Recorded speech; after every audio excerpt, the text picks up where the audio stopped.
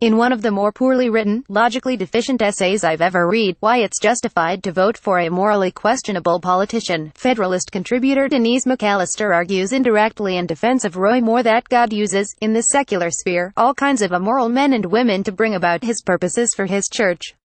He is actually rather utilitarian and pragmatic regarding the secular world. This pronunciamento is meant to be provocative and profound. It is meant to bolster McAllister's thesis that to vote for a person that would be Mr.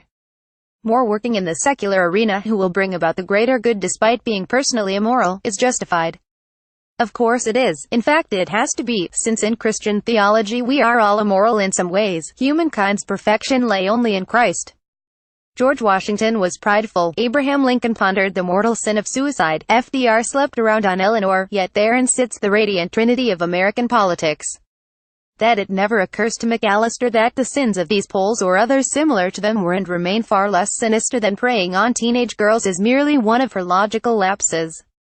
Her greatest lapse is in declaring God, who, utilitarian that he is obviously in Moore's corner, to be a crackerjack political strategist. For it also never occurs to McAllister that the long-term harm to the GOP stemming from Moore's election is incalculable. In the short term, yes, Moore would be a vote for Donald Trump's cruel, unchristian tax bill, and he would prevent a Democrat from taking a Republican Senate seat. But the Democratic electoral profits to be made from having Moore as a 2018 avatar of GOP principles are incalculable as well. McAllister and her God can't see this, though, since they are both so anguished at the thought of a Democrat from Alabama.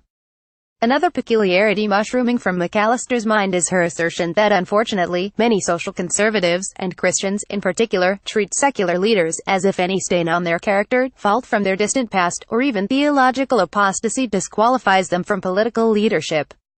What she staggeringly omits is twofold. It is many social conservatives, and Christians in particular, who comprise Moore's base, and their scolding judgment as formulated by the author applies only to Democratic polls.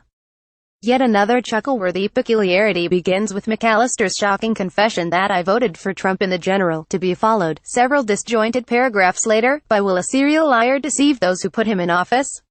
Most likely. I don't ordinarily read the Federalist. Today I rediscovered why.